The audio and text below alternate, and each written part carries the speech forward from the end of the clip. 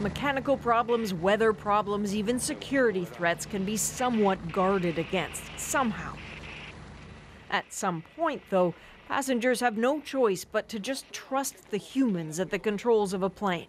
Who would so horrifically betray that trust? Apparently, a man deemed by Lufthansa as 100% fit to fly. 630 logged hours, not a lot of commercial experience. Once a flight attendant and a keen flyer from the time Andreas Lubitz was a teenager. He learned to fly gliders at a club 100 meters from his home, a club that wrote a memorial message to Lubitz this morning, then pulled it offline when prosecutors declared he'd murdered all those passengers. They can't seem to process it. He was a lot of fun. Even though he was sometimes a bit quiet, he was just another boy, like so many here. And apparently the cockpit conversation was also like so many others. At first, courteous, until the pilot spoke of the landing. Then the prosecutor said there was a change in tone. Lubitz's replies became curt. That didn't worry the pilot.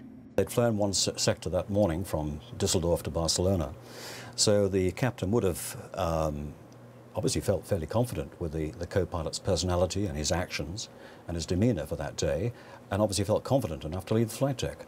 No criminal record, not on a terror watch list. What was happening? There are small, unsatisfying indicators. In 2008, Lubitz took an 11-month break from his training, was burnt out, even depressed, according to a family friend. But he resumed his course, Lufthansa said, once the suitability of the candidate was reestablished. You look for clues, aberrant behavior, things out of the normal. And that is something that struck me as odd in his background. The importance of that, not yet clear, but Lubitz's motives may not be a mystery for long. Late tonight, German media reported investigators who'd been combing through his computers, documents, address books, have found something they're calling significant, something they say they need to send for testing. The FBI have offered help, and police are still trying to determine who he knew, what he said to friends, whether he was having financial or personal trouble. Flight recorders don't help with that.